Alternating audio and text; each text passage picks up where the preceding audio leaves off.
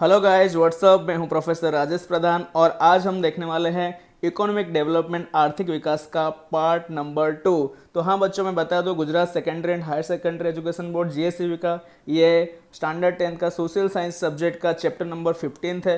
और ये कोई भी जो यूपीएससी का स्टार्टिंग इनिशिएटर या कोई भी एस्पायरेंट है उसके लिए भी, उनके लिए भी बहुत ही बढ़िया एक लाजवाब नॉलेजेबल कंटेंट रहेगा। तो आप इस वीडियो में लास्ट तक बने रहिए। इसमें आज का मुद्दा जो मेनली है वो है जो हमारे उत्पादन के साधन है, मतलब जो 4M है, man, material, money and management, उनको कैसे हम बंटवारा करें और ऐसे करें जिससे हमारा जो लक्ष्य है आर्थिक विकास वो अच्छा से हम उसको अचीव कर पाए। तो हमारे साथ इस वीडियो में आप लास्ट तक बने रहिए। बहुत सारे इंटरेस्टिंग इमेजेस है जिससे आपके कंसेप्ट बहुत अच्छे से क्लियर होंगे। तो this is me professor Rajesh Pradhan और आप मेरे साथ फेसबुक या तो ट्विटर हैंडल के माध्यम से जुड़ सकते हैं and you can ask your queries over there.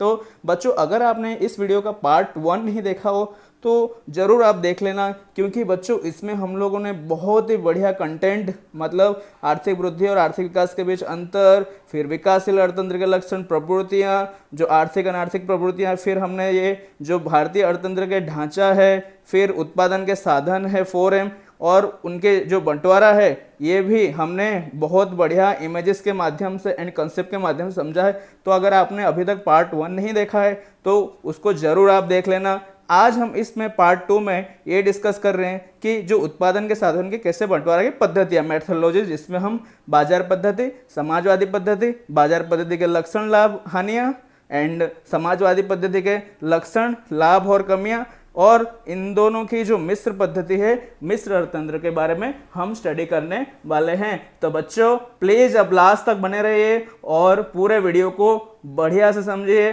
कोई भी अगर डाउट हो तो कमेंट बॉक्स में कमेंट करिए। तो ये 3 यहाँ पे मेथडोलॉजी है जिसमें हमारे साधन को हम डिवाइड कर सकते हैं। पहला है कैपिटलिज्म, यानी आपका जो पूंजीवादी पद्धति, या तो हम उसको कहते हैं आपका बाजार पद्धति, देन सोशलिज्म, आपका समाजवादी पद्धति, एंड देन मिक्स इकोनॉमी, मतलब ये दोनों का मिश्रण। तो बच्चों इसको हम दो बढ़िया सा, मैंने आपके लिए इमेज यहाँ पे अरेंज कर दिया है जिसमें आप बाजार पद्धति और इधर बाजार पद्धति है, यहाँ पे समाजवादी पद्धति को आप समझ सकते हो। देखिए आप समझो कि एग्जाम्पल से हम समझते हैं दोनों चीज़ों को। तो आप समझ लो कि देखो हमने पहले से पढ़ा था, हमारा जो मेन लक्ष्य है यहाँ पे क्या है, आर्थिक विकास प्राप्त करना। और आर्थिक विकास का मतलब होता है कि हमारा जो लोग हैं उनके जीवन स्तर में सुधार लाना, अच्छा शिक्षा, अच्छा स्वास्थ्य, मतलब ऐसा नहीं कि कुछ लोग ही अच्छा शिक्षा, अच्छा स्वास्थ्य प्राप्त करें, लेकिन पूरा देश का ऐसा ज़्यादा से ज़्यादा लोग हैं, सभी देश हमारा समृद्ध हो और लोग वहाँ पे अच्छा स्वास्थ्य, शिक्षा, रोटी, कपड़ा, मकान सभी उनको मिलता रहे प्रॉपरली। तो ये हमारा लक्ष्य था आर्थिक विकास। लेकिन अब इस आर्थिक विकास को कैसे हासिल किया जाए, तो उसको हासिल करने में जो साधन चाहिए था, हमारे देश में पास बहुत साधन है, तो उसको कैसे हम डिवाइड करें। तो यहाँ पे हमने 2 अप्रोच यहाँ पे लिखा गया है। तो पहला अप्रोच क्या है बच्चों, आप समझो हमें करना है आर्थिक विकास। तो पहले अप्रोच में क्या होता है, जितने भी लोग होते हैं, लोगों को फ्री कर लिया जाता है कि भाई आपको जैसा करना है करो इन साधनों के साथ। मतलब जो लोग टैलेंटेड होंगे उन लोग क्या करते हैं, नया नया कंपनी एस्टेब्लाइज करते हैं, राइट। सब नया कंपनी एस्टेब्लाइज करेंगे, लोगों को जॉब पे रखेंगे, तो ऐसा करके बहुत सारे लोगों को जॉब्स देते हैं। लेकिन होता क्या है, उनकी आय बहुत बढ़ जाती है, वो बहुत धनी होते जाते हैं, अमीर होते जाते हैं। तो लेकिन दूसरा फ़ायदा क्या है, जैसे कंपटीशन होगा मार्केट में, क्योंकि हर लोग, जो भी इंटेलिजेंट लोग होंगे, वो हमेशा चाहते रहेंगे कि कैसे मैं और अमीर बनूं और अमीर बनूं। तो हमेशा एक कंपटीशन रहेगा। तो मार्केट में क्या होगा कि आपको ठग नहीं पाएंगे, क्योंकि डिमांड रहता है मार्केट में। तो आप ऐसे प्रोडक्ट का हमेशा रिसर्च करते रहोगे और अच्छे अच्छे प्रोडक्ट्स आप लाते रहोगे, क्योंकि मार्केट में क्या है, कंपटीशन आ जाता है। तो नए नए इनोवेशन होने के भी चांसेस बढ़ जाते हैं यहाँ पे, क्योंकि हमेशा मार्केट क्या होता है, डिमांड वाला होता है, कंपटीशन वाला होता है। तो यहाँ पे देखते हैं फ़ायदा क्या हो रहा है ना, लोग यहाँ पे काम कर रहे हैं, सोच रहे हैं कि कैसे मैं कुछ करूँ, कैसे नया कुछ करूँ, मेहनत करूँ, मोटिवेशन है उनको, क्योंकि जितना नया कुछ करेंगे उतना ही उनकी कमाई ज़्यादा होगी, उनके पैसा बढ़ेगा। तो यहाँ पे वो हमेशा सोच रहे कैसे मैं कुछ इनोवेशन करूँ, राइट। लेकिन लिमिटेशन क्या है, देखो आय का असमान वितरण, जिन लोगों के पास बुद्धि है उन लोग बहुत कमाई करते रहे, बहुत जेब भरते जा रहे, राइट। लेकिन कुछ तबके के लोगों को जो जितने आइडिया वाले नहीं हैं या तो जो कम तबके वाले हैं जो उनका आर्थिक विकास नहीं हो पा रहा है। तो कुछ लोग बहुत आगे बढ़ रहे हैं, कुछ लोग दबे रह जा रहे हैं, राइट। उसका अपोजिट बच्चों है सोशलिज्म। उसमें सोशलिज्म में क्या होता है, जो पूरा जो संपत्ति होता है, जो साधन होता है, वो अपने जो सोसाइटी होता है, जो राज्य होते हैं, जो देश होते हैं, उनके अंडर में होता है। तो आर्थिक विकास से उनका लक्ष्य है ना, तो क्या करता है सरकार या तो जो सोसाइटी जो होता है वो निवेश करना हो, जो भी कुछ करना हो, जो भी कंस्ट्रक्शन कार्य करना, जो भी उद्योग उनके अंडर में वो होता है। और लोगों को वो सामान कैसे कर पाए, आय का समान वितरण, वैसा वो करके सबकी जैसे विकास हो पाए वैसा वो सोच के क्या करता है, सभी लोगों को अलोकेट करता है, काम देता है, उनकी सभी सुरक्षाएं, रोटी कपड़ा मकान, ये सभी चीज़ों का ध्यान देता है उनका जीवन स्तर में सुधार करने का। लेकिन उसका फ़ायदा तो ये है, चलो सभी लोगों को समान सोच के जीवन स्तर में, लेकिन लिमिटेशन क्या है, सब काम सोसाइटी या तो राज्य या देश के पास होने से उन लोग क्या करते हैं, उनके पास कोई मोटिवेशन नहीं रहता। सरकार के बोले यार जाने दो ना, मैं क्यों करूँ, मुझे तो मिल रहा है सब कुछ, राइट। तो यहाँ पे ना कुछ कंपटीशन होता है, ना मोटिवेशन होता है, राइट।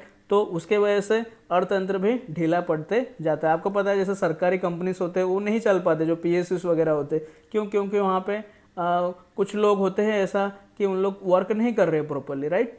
तो वहाँ मोटिवेशन कम रहता है इसलिए।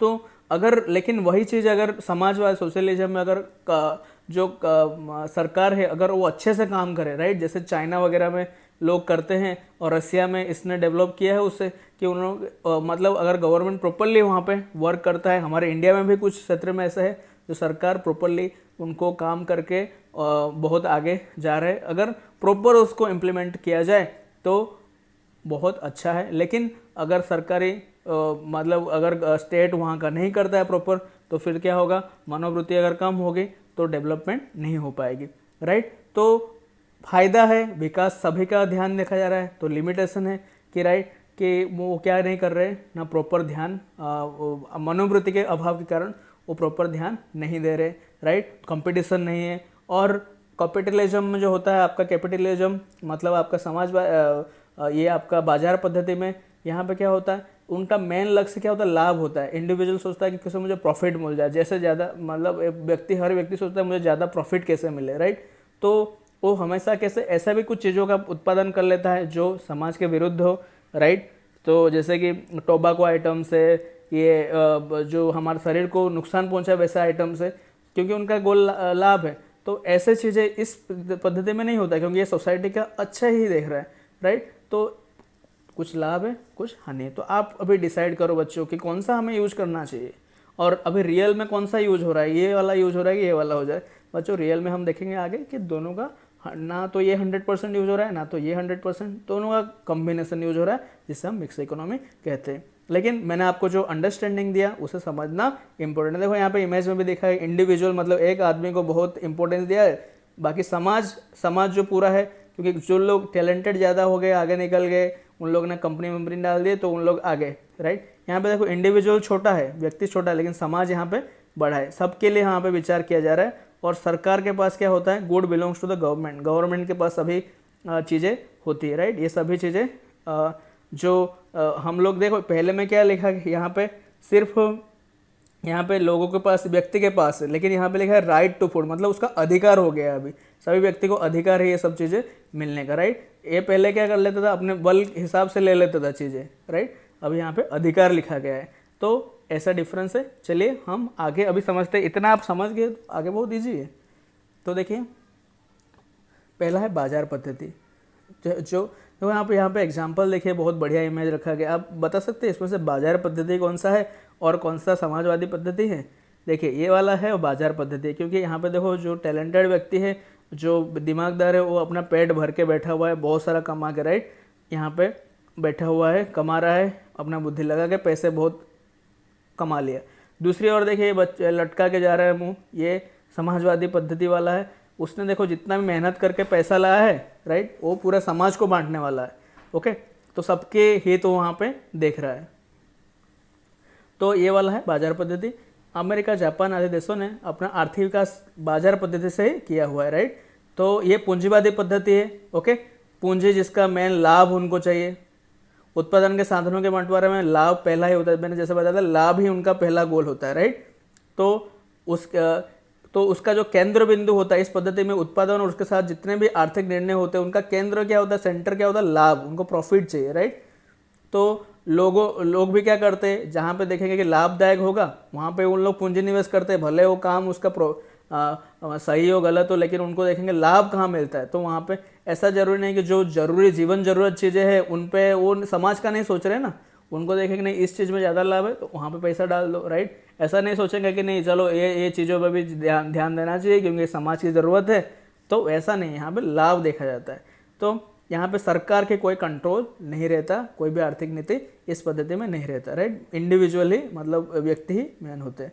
तो यहाँ पे लेकिन स्पर्धा तो देखेगी ना, स्पर्धा बहुत, जैसे मैंने बताया कि स्पर्धा होता है ज़्यादा क्योंकि सब व्यक्ति जितने भी टैलेंटेड होंगे अपना प्रोडक्ट्स को बेचना चाहेंगे, अधिक लाभ कमाने के लिए स्पर्धा युक्त बाजार में अधिकतम लाभ प्राप्त करने के लिए कार्य क्षमता अधिक ऊंची ले जानी पड़ती है। जो उसकी कार्य क्षमता है, कैपेबिलिटी है, आपको क्या अधिक ऊंची लेनी पड़ेगी, राइट। आप जैसे ज्वेलरी बना रहे हो तो अच्छे अच्छे ज्वेलरी और बनाओगे ताकि आप उसको अच्छे डिजाइन वाले तो अच्छे आपको रेट मिले। तो नए संशोधन होते रहेंगे, राइट। मैंने जैसे बोला था क्योंकि व्यक्ति चाहता है कि उसको एक मोटिवेशन है कि अच्छा मैं डिजाइन का ज्वेलरी बनाऊंगा तो मुझे अच्छा सैलरी मिले, मतलब ज़्यादा मुझे इनकम होगा, राइट। तो संशोधन इसमें होता रहता है, मोटिवेशन रहता है, राइट। तो इसलिए उत्पादन क्या होता है, अधिक होता है, ओके। और इसलिए आर्थिक विकास जो होता है वो तीव्र हो जाता है क्योंकि सब पैसा कमाने के होड़ में लगे रहते हैं, जिसकी वजह से बाकी के जो गरीबी और एजुकेशन ये सभी चीज़ों पे भी वार किया जा सके, मतलब अच्छा ग्रोथ हो सके। तो यहाँ पे स्पर्धा देखा जाता है, राइट। स्पर्धा या प्रतिस्पर्धा का तत्व होता है, अदृश्य हाथ रहता है, राइट, जिसमें स्पर्धा मतलब दिखता नहीं, वहाँ पे होता है, राइट, स्पर्धा सभी के बीच में। तो हाँ, तो यहाँ पे इस प्रकार बाजार पद्धति में स्पर्धा या प्रतिस्पर्धा का तत्व अदृश्य हाथ की तरह समग्र बाजार पर नियंत्रण रखता है। तो देखो बच्चों, यहाँ पे जो कंपटीशन है वही हमारे पूरे बाजार को नियंत्रण करता है। तो ऐसा नहीं है कि सभी अगर प्रोडक्ट्स वही चीज़ आपको 50 में बेच रहे हो तो आप वहाँ पे 200 में बेचने लगो, नहीं चलेगा, राइट, क्योंकि स्पर्धा है, ओके। इसलिए वो नियंत्रण कौन कर रहा है, स्पर्धा ही नियंत्रण कर रहा है, कंपटीशन नियंत्रण कर रहा है। इस पद्धति में राज्यों का हस्तक्षेप ना होने से, मतलब यहाँ पे जो राज्य है, जो स्टेट है, जो देश है, उसका गवर्नमेंट है, उसका इतना कंट्रोल नहीं है, इसीलिए इसे क्या कहा जाता है, मुक्त अर्थतंत्र कहा जाता है, क्योंकि इंडिविजुअल जो व्यक्ति है उनके हाथ में ही सभी कंट्रोल्स होते हैं, राइट। ये पॉइंट याद रखना, मुक्त अर्थतंत्र, ओके, क्योंकि यहाँ पे इंडिविजुअल के हाथ में सब कुछ होता है। देखो ये पेटू बहुत खुश है, मोटू, राइट। ये अपने ये समाजवादी पद्धति वाले। चलो अभी देखो मैंने जितना बताया आप उसको याद रखे हो तो ये फटाफट पॉइंट्स आ जाएंगे। बाजार पद्धति के लक्षण क्या है, अभी जो हमने देखा, देखो यहाँ पे उत्पादन के जो साधन होते हैं उसके मालिक क्या होते हैं, व्यक्तिगत होते हैं, व्यक्ति ही होता है, उसका केंद्र क्या होता है, लाभ होता है, और ग्राहकों के पसंद करने में बहुत विशाल अवसर क्योंकि स्पर्धा होता है, राइट। हमेशा बहुत सारा आपके पास वैरायटी ऑफ ऑप्शन रहता है, आपको ये वाला आइटम चाहिए, ये वाला ज्वेलरी चाहिए, ये वाला, राइट। इसमें सरकार का इतना हस्तक्षेप नहीं रहता है, सरकार का हस्तक्षेप व्यक्ति ही मेन होता है। बंटवारा साधनों का लाभ के आधार पर होता है, मैंने जैसे बताया था केंद्र बिंदु क्या है, लाभ है। आर्थिक निर्णय मूल्य तंत्र के आधार पर लिया जाता है, कंपटीशन के हिसाब, स्पर्धा से आपको आर्थिक निर्णय आपको लेना पड़ेगा कि कितना किसका मूल्य रखना है। तो बच्चों अभी देखते हैं बाजार पद्धति के लाभ। तो बाजार पद्धति में क्या होता है, आपको व्यक्ति का आर्थिक स्वतंत्रता बनी रहती है, जैसे कि यहाँ पे जो व्यक्ति होता है वही मेन मुख्य होता है, तो उसके ऊपर है क्या बनाना है, क्या नहीं बनाना है, कौन सा प्रोडक्शन करना है, राइट। उत्पादन साधनों का अधिकतम और कार्यक्षम उपयोग होता है क्योंकि वो जितना भी उसके पास मटेरियल्स है, सामान है, उसको अच्छे से यूज करेगा, अच्छे से उसको डिजाइन करेगा, संशोधन करेगा ताकि उसको अच्छे रेट में बेच पाए। इसलिए यहाँ पे साधनों का अधिकतम और कार्यक्षम उपयोग होता है। अधिकतम उत्पादन प्राप्ति किया जाता है क्योंकि वो सब व्यक्ति के ऊपर है, वो जितना चाहे उतना कार्य कर सकता है और उत्पादन कर सकता है। सतत मैंने वैसे बोला कि नए संशोधनों करता रहेगा क्योंकि उसके कारण क्या होगा, लाभ उसको ज़्यादा प्राप्त करना है, जिसके कारण आर्थिक विकास को गति मिलेगी। और स्पर्धा यहाँ पे रहता है क्योंकि व्यक्ति हमेशा ज़्यादा कमाना चाहता है, तो इसीलिए उसे अच्छा गुणवत्ता वाले वस्तु बनानी पड़ेगी, इसलिए वस्तु की गुणवत्ता हमेशा स्ट्रेस रहता है। तो लाभ के साथ मर्यादा भी है, कुछ कमियां भी हैं जो हमने ऑलरेडी डिस्कस कर रखा है। तो लाभ को ध्यान में रखकर होने की वजह से उत्पादन होता है सभी चीज़ें, राइट। तो विलासिता के जो वस्तुएं होते हैं, जो मनोरंजन के वस्तु होते हैं, भोग विलास के वस्तु होते हैं, उनका उत्पादन अधिक करता है, राइट। और प्राथमिक आवश्यकताओं के वस्तुओं का उत्पादन घटा देता है, राइट। तो क्योंकि उसका मेन लक्ष्य क्या है, लाभ है, राइट। राज्य के कोई भी नीति विषयक भूमिका ना होने से प्राकृतिक संपत्ति का अपव्यय होता है, क्योंकि राज्य कोई यहाँ पे कंट्रोल नहीं करता तो प्राकृतिक जो भी संपत्ति उसका अपव्यय करते रहता है, राइट। और ग्राहकों का बाजार के विषय में अगर कुछ अज्ञानता होगा, उनको पता नहीं होगा कि मार्केट में क्या स्टडी चल रहा है, कि मार्केट में क्या हाल है, तो उनका शोषण हो जाता है, राइट। और आपको पता है आय की असमानता बढ़ता है, क्योंकि यहाँ पे संपत्ति और आय का केंद्रीकरण होता है। जो व्यक्ति अधिक बुद्धिमान, जिसने अच्छी कंपनियां बना ली, उसके पास ज़्यादा पैसे आ जाएगा, यानी आय का जो है वो असमानता का समस्या रहेगी। तो यहाँ पे एकाधिकार, आर्थिक अस्थिरता, मजदूरों का शोषण आदि का भी भय रहता है, राइट। क्योंकि एक ही लोग के पास सब कुछ आ गया, आर्थिक अस्थिरता हो गई, क्योंकि कोई बहुत अमीर, कोई बहुत गरीब, और मजदूरों का भी शोषण हो गया, क्योंकि जिनके पास कम नॉलेज होंगे उन लोग मजदूरों उनको कम पैसा देगा, और जो मालिक हो गए उनके पास बहुत पैसे होते रहेंगे। तो ये सभी मर्यादा हैं। तो इन सभी मर्यादाओं के बाद आया हमारा समाजवादी पद्धति, सोशलिज्म। इसमें क्या होता है ना, हमने जैसे कि हमने वो इमेजेस में देखा था कि यहाँ पे बाजार पद्धति के बहुत अनेक कमी और असफलता के कारण समाजवादी पद्धति आया था मार्केट में। यहाँ पे देखिए, यहाँ पे इमेज आप देख सकते हो, यहाँ पे आप गैस कर सकते हो कौन सा पद्धति। तो ये वाला पद्धति हो समाजवादी पद्धति, ये वाला है आपका पूंजीवादी या बाजार पद्धति। देखो इसमें व्यक्ति पैसे कमा रहा है, कंपनी वगैरह डाल के पैसा टनाटन कमा के अमीर होकर देखो कितना बढ़िया बढ़िया कपड़ा पहन के घूम रहा है। और यहाँ पे समाजवादी पद्धति मतलब यहाँ पे सोसाइटी के लिए वो करना चाहता है, तो ये कुछ ना कुछ कंस्ट्रक्शन वर्क कर रहा है ताकि लोग खुश रहे, ओके। तो यहाँ पे हम देखते हैं समाजवादी पद्धति में बहुत जो बाजार पद्धति और उसकी अनेक कमियों और असफलता के कारण समाजवादी पद्धति का उद्भव हुआ था। और हमें पता है, आपको याद रखना पड़ेगा, रूस और चाइना ने इस पद्धति का यूज किया है और अपना आर्थिक विकास तेजी से किया है। तो यहाँ पे जैसे कि आपको मैंने बता दिया था कि यहाँ पे सब क्या होता है, राज्य खुद करने की सोचता है कि ये पूरा एकदम उसके अपोजिट है सामाजिक पद्धति बाजार पद्धति के, ओके। सभी निर्णय कौन लेता है, राज्य ही लेता है। उत्पादन का जो सभी साधन होते हैं वो भी राज्य के पास ही होते हैं, राइट। और अर्थतंत्र का संचालन भी समग्र और राज्य खुद करता है, क्योंकि राज्य को पता है कि अपने जो देश के जो लोग हैं, अपने जो राज्य के लोग हैं, उनको कैसे सभी सुविधाएं, जो बेसिक नेसेसिटीज़ हैं, उनके जीवन स्तर जो दिखाता है, वैसे चीज़ों को कैसे अच्छे से मुहैया कर पाए। तो उत्पादन, पूंजी निवेश, साधनों का बंटवारा, ये सभी भी कौन करता है, राज्य के द्वारा किया जाते हैं, राइट। तो यहाँ पे जो केंद्र होता है वो लाभ नहीं होता, लेकिन समग्र जो समाज होता है उसका कल्याण करना है, उसका ये रहता है, राइट। तो ये जो चीज़ वस्तु क्या उत्पादन करना है, कौन सा उत्पादन करना है, जैसे भोग विलास उत्पादन वो कम करेगा और जो बेसिक नेसेसिटी वाले हैं उसको करेगा। तो ये चीज़ें भी राज्य ही डिसाइड करता है, राइट। उनका उत्पादन और भाव, कितना भाव रखना है वो भी राज्य डिसाइड करता है। राज्यों द्वारा निश्चित किए गए उत्पादन के लक्ष्यांक को सिद्ध करने की जिम्मेदारी भी राज्य संचालित कारखानों की होती है। तो राज्य में जितने भी कारखाना होंगे उनको कहा जाएगा कि भाई ये चीज़ इतना प्रोडक्शन करना है, गेहूँ इतना प्रोडक्शन करना है, या तो कपड़ा इतना प्रोडक्शन करना है, तो लक्ष्यांक राज्य दे देता है उन लोगों को, राइट। कृषि भी राज्य के मालिक की ही होती है। तो श्रमिकों को उनकी क्षमता के अनुसार वेतन भी अच्छा मिलेगा, क्योंकि डायरेक्ट गवर्नमेंट के थ्रू मिलेगा उनको, तो उसके अनुसार उन्हें काम करना पड़ता है। लेकिन यहाँ पे हम देखेंगे कि उसके लक्षण देखेंगे, फिर उसकी कमियां भी देखेंगे कि प्रॉफिट क्या है, फ़ायदा क्या है और कमियां क्या है। तो यहाँ पे देखिए सब मालिकी राज्य की होती है, सभी आर्थिक निर्णय राज्य ही लेता है, उत्पादन के साधन भी राज्य के मालिक है, और सभी निर्णय भी अर्थतंत्र में सभी आर्थिक निर्णय भी राज्य ही लेता है। और यहाँ पे लाभ नहीं होता, लेकिन समाज का हित होता है इनके केंद्र में, और श्रमिकों के काम के बदले में अच्छा वेतन भी मिल जाता है। तो इसके लक्षण है। उसके लाभ देखेंगे, जैसे कि मैंने बताया था, यहाँ पे भोग विलास की चीज़ नहीं बनेंगे, अच्छे जो आवश्यकता होगी समाज को वो चीज़ों का यहाँ पे बनाया जाएगा, ये उसका लाभ है। और क्या उत्पादन करना है ये भी राज्य लेगा, राइट। ये भी निर्णय क्या लेता है, राज्य लेता है, जिससे वजह से क्या होगा, प्राकृतिक संपत्ति का अपव्यय नहीं होगा, उसका प्रॉपर यूटिलाइजेशन होगा। आय और संपत्ति का असमानता दूर हो जाती है। वहाँ पे क्या होता था बाजार पद्धति में कि जो एकीकरण हो जाता था, ज़्यादातर पैसा एक अमीर व्यक्ति के पास आ जाता था। यहाँ पे ऐसा नहीं होगा, असमानता दूर होगी। ग्राहकों का भी शोषण नहीं होगा, क्योंकि भाव यहाँ पे कौन स्थिर करता है, सरकार यानी राज्य ही स्थिर कर रहा है। इसकी वजह से राइट।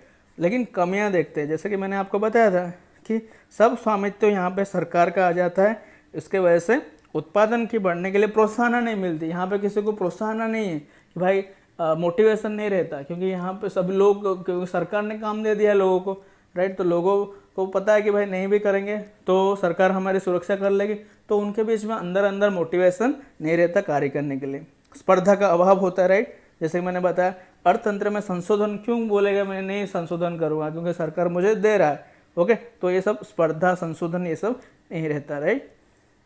व्यक्तिगत स्वतंत्र नहीं रहता है, कोई व्यक्ति अगर करना चाहे ज़्यादा कि मैं ऐसा कर सकता हूँ, ऐसा कर सकता हूँ, मैं नए आइडियाज़ आए, राइट, लेकिन वो सभी सरकार के कंट्रोल में होने की वजह से वहाँ पे उसको स्वतंत्रता नहीं मिलेगी व्यक्ति को अपने आइडिया को इम्प्लीमेंट कर पाए। तो राज्य का संपूर्ण हस्तक्षेप के कारण नौकरशाही का भय उत्पन्न होता है, राइट। सब कुछ गवर्नमेंट ही कंट्रोल करेगा तो आपको लोगों को बुद्धि का इतना प्रयोग नहीं होगा, वो उनको नौकरशाही जैसा रहना पड़ेगा। तो बच्चों आपको क्या लग रहा है कि ये दोनों पद्धति, अभी इंडिया कौन सा पद्धति यूज कर रहा होगा, समाजवादी पद्धति या बाजार पद्धति यूज कर रहा होगा? देखते चलो नेक्स्ट स्लाइड में। इंडिया यूज करता है मिश्र अर्थतंत्र, राइट। तो आपने देखा कि आपने दोनों अर्थतंत्र पढ़ा और दोनों में आपको कुछ फायदा नजर आया, कुछ नुकसान नजर आया, तो दोनों को हम कंबाइन करके, राइट, कोई भी अर्थतंत्र हम कंप्लीटली नहीं यूज करेंगे, दोनों को हम कंबाइन करके उसमें से जो बेस्ट वे होंगे, मतलब कुछ चीज़ें होंगे जो बाजार पद्धति के हिसाब से चले, कुछ चीज़ें होंगे जो समाजवादी पद्धति के हिसाब से चले। मतलब कुछ हम लोगों को फ्रीडम दे देंगे कि भाई आप लोग अपने हिसाब से काम करो, लेकिन कुछ हद में हाँ सरकार खुद अपना पकड़ बनाए रखेगी, राइट। तो इसलिए यहाँ पे देखो, यहाँ मस्त एक इमेज लगा है, पूंजीवाद प्लस समाजवाद यानी मिश्र अर्थतंत्र। यहाँ पे देखिए तो हम देख सकते हैं कि बाजार पद्धति और समाजवादी पद्धति में कुछ कमियों के कारण दोनों पद्धतियों के कुछ अच्छी बातों को अच्छे से मिलाकर हमने मध्यम मार्ग के रूप में मिश्र अर्थतंत्र को लाया है। देखिए यहाँ पे जो प्राइवेट कंपनीज, मतलब लोगों की खुद की कंपनी और सरकारी कंपनी, दोनों का देखो ये बंदा मिक्स मार रहा है, ठीक है, इकोनॉमी बना है, इसलिए हम इसको मिक्स इकोनॉमी करें। मतलब खुद लोगों को भी, उनके आइडिया को भी काम मिलेगा, वहाँ पे उनकी कंपटीशन स्पर्धा वगैरह भी रहेगा, प्लस सरकारी कुछ क्षेत्र में सरकार अपना कंपनी रखेगा, राइट। देखो यहाँ पे लिखा है कौन से क्षेत्र में क्या है, जैसे कि यहाँ पे क्या होता है, दोनों क्षेत्र जो सरकारी और जो समाजवादी और बाजारी मतलब खुद व्यक्ति वाली और समाज मतलब सरकार वाली, राइट, एक दूसरे के स्पर्धा नहीं करते परंतु पूरक बनकर काम करते, मतलब यहाँ पे कंपटीशन नहीं है, दोनों मिल के काम करेंगे, राइट। निजी क्षेत्र में देखो, जैसे प्राइवेट निजी क्षेत्र है, कृषि व्यापार, विभिन्न उपयोगी माल के उद्योग आदि के मालिक व्यक्तिगत होते हैं, खुद मतलब लोग होंगे, राइट। इस साइड वाला समाजवादी, राइट। जबकि भारी उद्योग संरक्षण, देखो जैसे मिलिट्री रिलेटेड काम, टैंक वगैरह बन रहा है, गन बन रहा है, तो उसमें हम प्राइवेट लोगों को काम में, मतलब खुद अपने व्यक्ति बनाना नहीं कर चाहेगा, आइटम बम ये खुद थोड़ी व्यक्ति बनाएगा, राइट। ये इसमें गवर्नमेंट का पूरी रहेगा कंट्रोल। तो संरक्षण सामग्री, कारखाने, रेलवे, राइट, बिजली, मार्ग, सिंचाई आदि आधारभूत चाबी रूपी क्षेत्र किसका मालिक रहता है? सरकार रहता है। तो दोनों का कॉम्बिनेशन यहाँ पे होता है ताकि स्पर्धा भी बना रहे, राइट, और इम्पोर्टेंट चीज़ों में सरकार की कंट्रोल हो। तो देखिए इस पद्धति में बाजार संपूर्ण रूप से स्वतंत्र नहीं होता है, राइट। देखो यहाँ पे देख सकते हो, यहाँ पे हमारे नेताजी, गवर्नमेंट सरकार है, इन दोनों को बांध रखा है, सोशलिज्म और कैपिटलिज्म को, राइट, समाजवादी और पूंजीवादी को, बाजार पद्धति को, दोनों को बांध के रखा है। इसको मिक्स इकोनॉमी कहा गया है। मतलब सरकार का कंट्रोल है, ऐसा नहीं है कि पूरा कैपिटलिज्म है, ऐसा भी नहीं है, राइट, कि पूरा सोशलिज्म है। दोनों को कंट्रोल्ड वे में रखा गया है और सरकार की नज़र है इनके ऊपर, राइट। ऐसा नहीं कि व्यक्ति पूरा कंप्लीटली उसके ऊपर पैसा कमा ले या तो पूरे हड़प ले, पूरे अर्थतंत्र को नियंत्रण रहता है हमारा सरकार का। संपूर्ण रूप से स्वतंत्र नहीं होता, सरकार द्वारा भिन्न भिन्न तरह के नियंत्रण रखे जाते हैं, जैसे कि समाज का अनिच्छनीय वस्तु का उत्पादन रोकने के लिए राज्य द्वारा ऊंचा कर लिया जाता है। देखिए ये सब चीज़ें हैं, ये अनिच्छनीय है, तो इनको उत्पादन को कैसे कमाया जाए इसके लिए करता है सरकार, बहुत सारा टैक्स इनसे वसूली करता है। देखिए यहाँ पे मैंने एक इमेज अटैच किया है कि यहाँ पे देखिए जैसे कि ये सभी जो भोग विलास वाला आइटम्स है, प्लस जो डीमेरिट आइटम्स है जो शरीर को नुकसान पहुंचाते हैं, टोबाको, सिगरेट एंड पान मसाला, इनके ऊपर बहुत ज़्यादा परसेंटेज जो हाईएस्ट टैक्स रेट ब्रैकेट में ये आते हैं, राइट। तो ये सरकार इनके ऊपर कंट्रोल बनाया रखा है, जो सिर्फ पूंजीवादी या बाजारी पद्धति में पॉसिबल नहीं था, राइट। तो इस प्रकार मिश्र अर्थतंत्र में ऐसे पद्धति है जिसमें आर्थिक निर्णय की प्रक्रिया में आर्थिक आयोजन का मुख्य स्थान दिया जाता है। कोई भी आर्थिक निर्णय करना हो, डिसीजन लेना हो, तो उसमें हम मैनेजमेंट प्रॉपरली करते हैं, जिसके लिए सार्वजनिक और निजी साहस की सह अस्तित्व को स्वीकार किया गया है। तो कोई भी हमें आर्थिक निर्णय लेना हो, कोई मैनेजमेंट करना हो, तो दोनों का हम लोग हेल्प लेते हैं, प्राइवेट प्लस गवर्नमेंट। जैसे कि यहाँ पे एग्जाम्पल दिया, प्राइवेट मतलब निजी, पब्लिक मतलब सरकारी, राइट। तो इस पद्धति के अंकुश नियंत्रण होने से उसको देखो, यहाँ पे उसको नियंत्रण में रखा गया सरकार के द्वारा, ये आप याद रखो, नियंत्रित आर्थिक पद्धति हमें इसे कहते हैं, मिस्र को, राइट। नियंत्रित उसको कहते हैं। जैसे कि खुले अर्थतंत्र हमने किसको कहा था, बाजार पद्धति को कहा था। भारत, फ्रांस आदि देश ये पद्धति का यूज करते हैं। सरकार का मतलब कंट्रोल रहता है दोनों में। देखो यहाँ पे बहुत बढ़िया सा एक इमेज रखा गया है, ये आप इसको इमेज रखो तो ये पूरा याद रह जाएगा आपको, पता कंसेप्ट समझ जाओ। मतलब दोनों यहाँ पे समाजवादी को रिप्रेजेंट कर रहा है मेरा इमेज, क्योंकि ये पूरे पृथ्वी का केयर कर रहा है, और यहाँ पे ये जो आपका बाजार पद्धति, मतलब एक लोग बहुत पैसा के पीछे भाग रहे, राइट। तो दोनों का देखो बैलेंस रखा गया है, मतलब एक पूरा खाली पैसे के लिए भागना, या तो खाली देश को बचा के स्पर्धा को कम कर देना, आपका रिसर्च को कम कर देना, संशोधन को, तो ये भी नहीं चलेगा। तो ऐसा आज विश्व का कोई भी देश नहीं है जो संपूर्ण बाजार या 100% समाजवादी पद्धति मतलब यूज कर रहा हो। कहीं पे भी 100% दोनों का अमल में नहीं है, राइट। दोनों पद्धति अपना विशिष्ट स्वरूप खोकर, जो अपना मेन स्वरूप था वो खो दिए है, अभी वो मिस्र अर्थतंत्र में मिल गए, दोनों मिल गए, राइट। मिस्र दोनों का कंबाइन यूज होता है। बाजार पद्धति में आज क्या हो रहा है, बाजार पद्धति में इसका थोड़ा यूज हो रहा है। आज आयोजन का और राज्य का नियंत्रण है। पहले क्या होता था, बाजार पद्धति में राज्य का नियंत्रण नहीं रहता था, अभी आज बाजार पद्धति में इसका, तो यहाँ से मतलब ये दोनों को यहाँ मिक्स किया गया है, राइट। जबकि समाजवादी पद्धति अभी जहाँ पे यूज हो रहा था वहाँ पर भी समाजवादी टोटल नहीं है, तो वहाँ पे थोड़ा आर्थिक छूटछाट भी मिला है, मतलब लोग खुद भी कुछ कर पाएंगे, आर्थिक उदारता दिखाया गया है, राइट।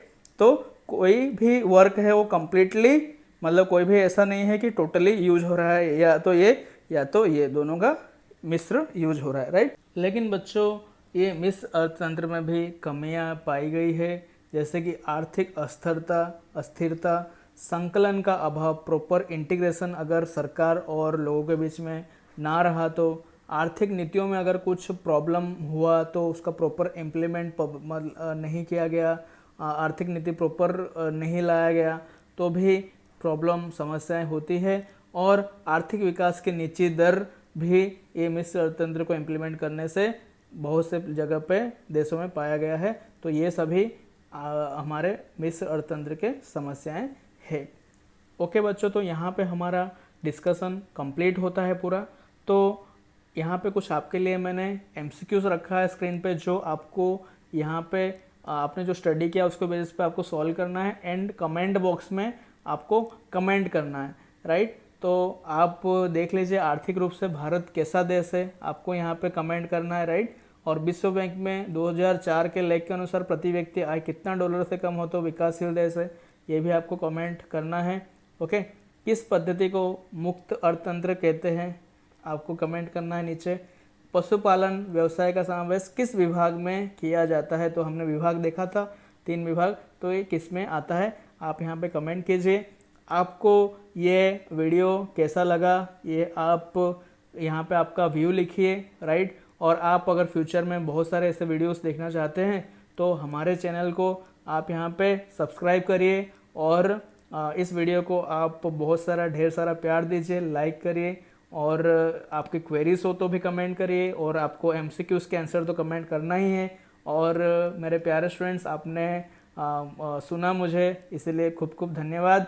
आपको मैं रिक्वेस्ट करता हूँ कि ये जो नॉलेज है आपने जो भी गैदर किया, आप बाकी सभी भारतीयों के साथ भी शेयर करके उसको सभी को नॉलेजेबल बनाएं, ये मेरा रिक्वेस्ट है। चलिए, जय हिंद, जय भारत।